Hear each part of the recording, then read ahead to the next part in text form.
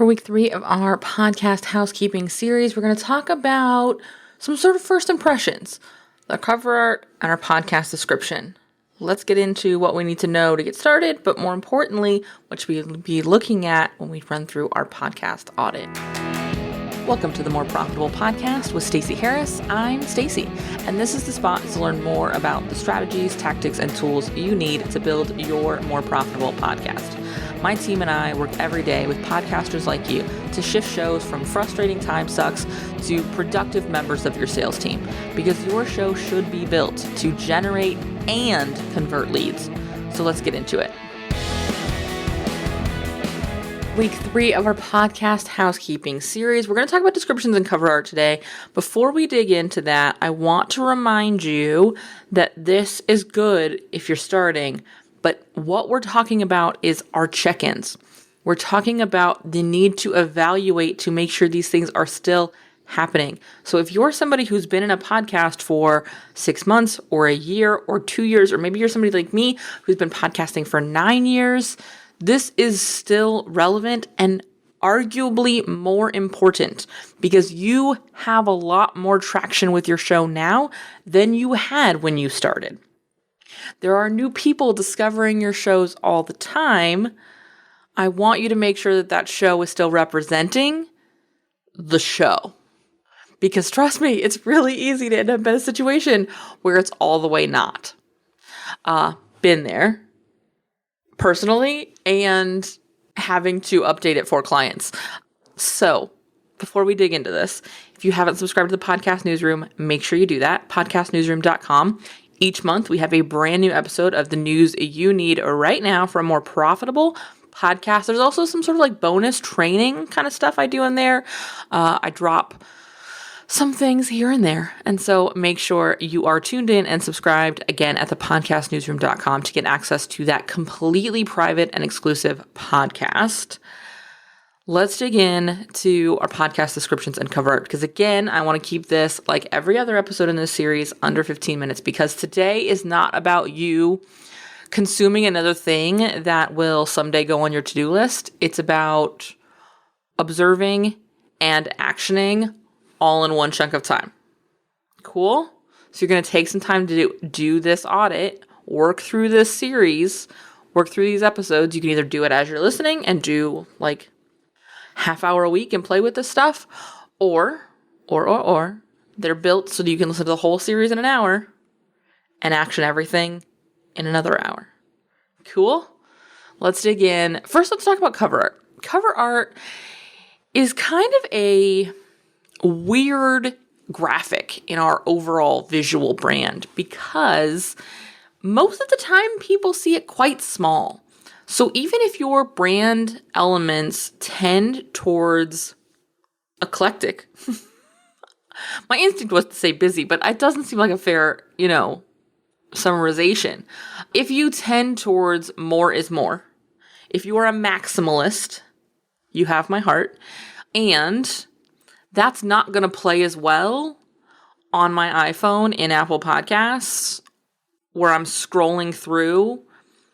It's not going to catch my eye. It's not going to grab my attention. And so what we're looking at is where can we have maximum bang with minimum buck as far as attention grabbing. That often means bright and simple. That often means contrast to what's around it. So be paying attention to the trend in podcasts like your podcasts. A great example of this is if you're somebody in the financial sector, you're going to see a lot of blue, you're going to see a lot of red, you're going to see a lot of black. That's pretty much it. So if you can come into a financial sector and have a bright yellow or orange, you're going to stand out. The other one we see a lot in the financial sector, green, but only a very specific shade of green that doesn't look at all like money, which is baffling to me, but that's a show for another day. If you are, and this is going to be at least a couple of people who are listening to this, looking to target female-owned businesses, female-owned service-based businesses, you'll notice that my graphics are quite intentionally not pink. They actually were for a long time. mostly because I had pink hair for 5 years. And so when I had that, pink was part of the brand. But with Uncommonly More, it's actually quite neutral. It's actually quite calm. You want to know why? Because if you go look at podcasts geared towards women entrepreneurs, there's a lot of strong pink, a lot of lavender. I wanted something kind of mellow and kind of calm. Also, when you look at the podcast space, they tend to, for female podcasters, again, be pink, but geared towards a lack of gender, they tend to be quite masculine and very black and white, sometimes red, occasionally blue. You'll notice none of those colors, well, black, occur in our branding. We have shades of grays, we have some like taupey colors. We keep it very neutral, calm, and chill because that is the energy that I wanted to disrupt. This sort of like manic, high intensity kind of like, I don't know, aggression. I wanted to soften that. And so when you go look at podcasts where ours would show up next to, ours looks different. And so I want you to be looking at where can you stand out against the competition. I also want you to be realizing what's recognizable for you. So you'll notice on our podcast cover, you'll see a big old image of my face. You want to know why? Because I've had a personal brand for, honestly, in internet years, a really long time at this point. And so I have a certain amount of facial recognition. People see me and they occasionally know me.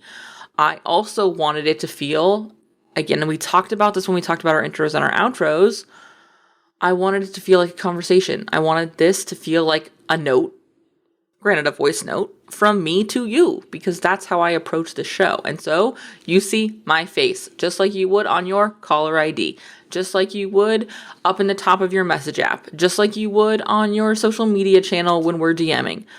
You're going to see my face because that's what's there.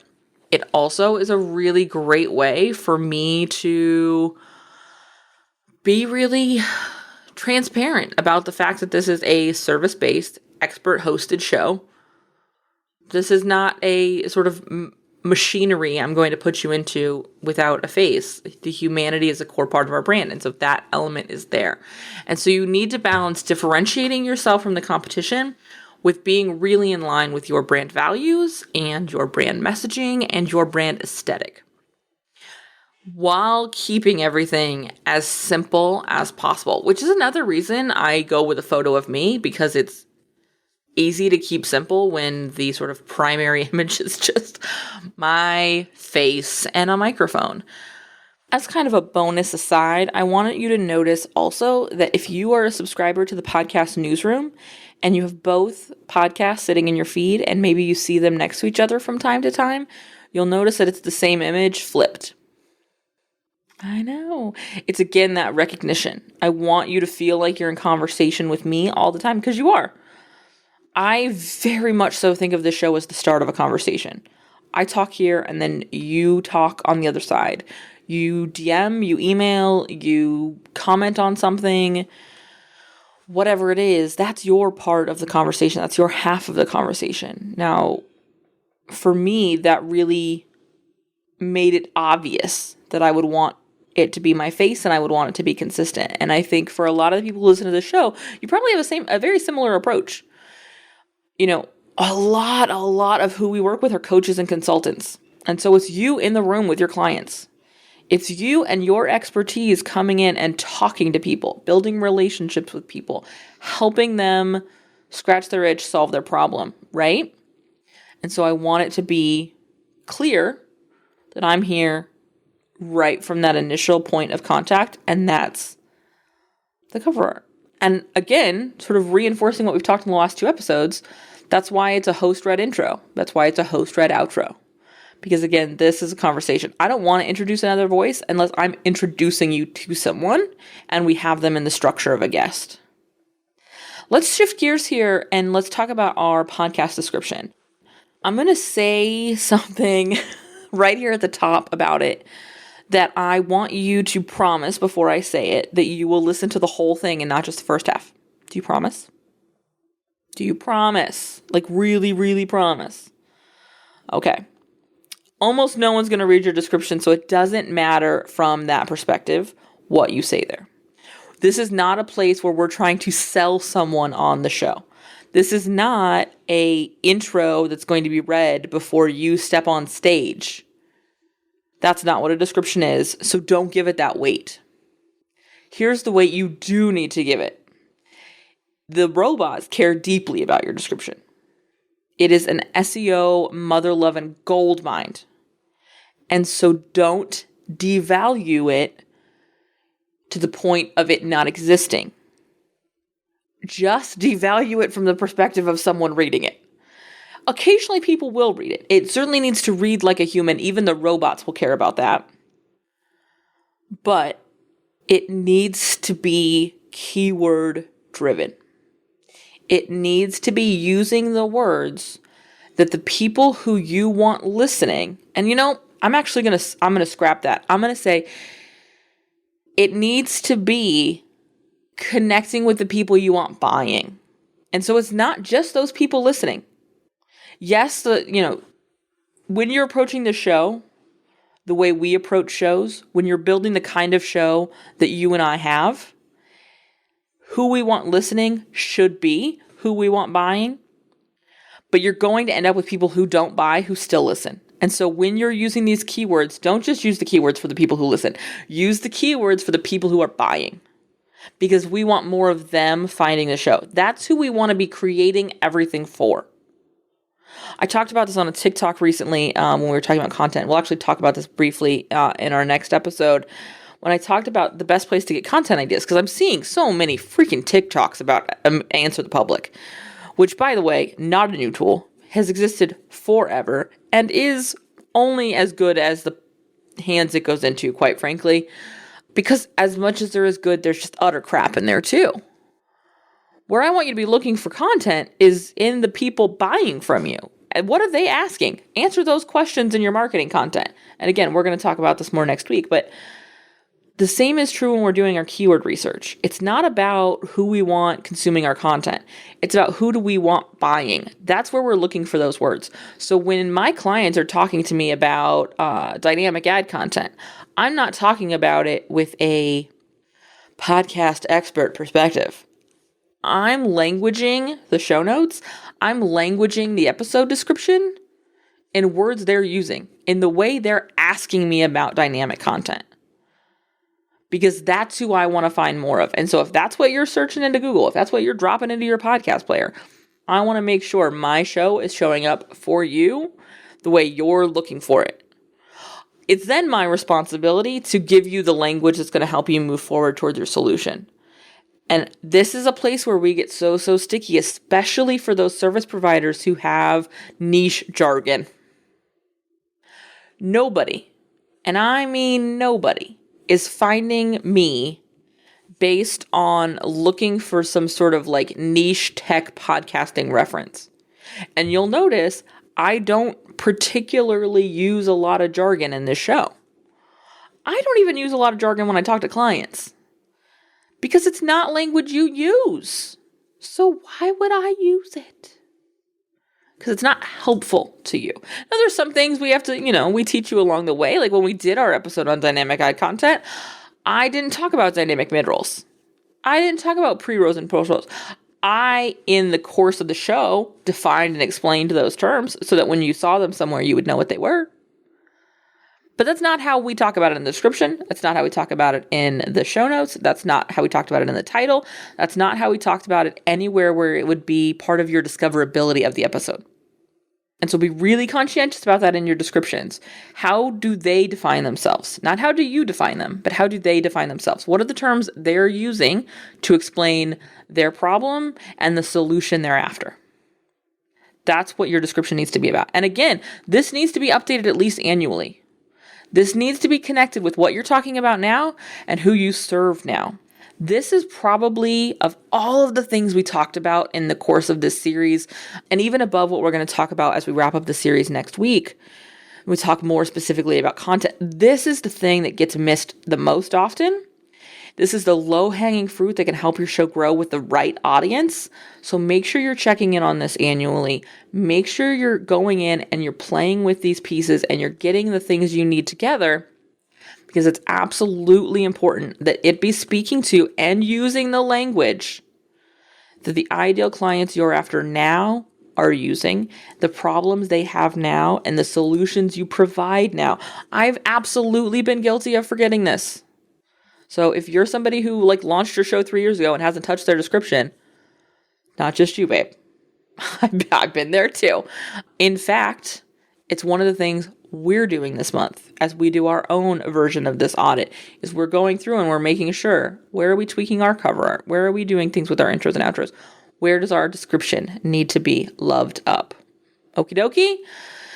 If this is something you want some help on, again, this is an absolutely wonderful way to use those podcast strategy intensives, reviewing cover art, reviewing descriptions. This is exactly what we're doing in those 90-minute sessions. So head over to uncommonlymore.com/intensive and learn more about booking yours. I will see you next week.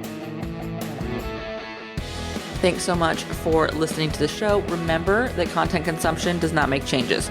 So commit to doing something from today's episode. Maybe it's taking action on what we talked about. Maybe it's reaching out to me and learning more about podcast strategy intensives or what podcast production looks like with our team. All of that is over at uncommonlymore.com. And if you haven't yet signed up for the podcast newsroom, I want to remind you that is a great next step. If you're not really sure what comes next, hang out over there. Get those exclusive private episodes. That's over at podcastnewsroom.com. And the last favor I will ask, because social proof is endlessly important for sure, is to leave a rating or review for the show. If you go to ratethispodcast.com/more, that's the easiest way to do it. But I would love to hear what you thought of the show, what you think of the show, and if the show has been helpful for you. I can't wait to chat with you. So this is just the start of the conversation. Reach out so we can keep it going. Talk soon.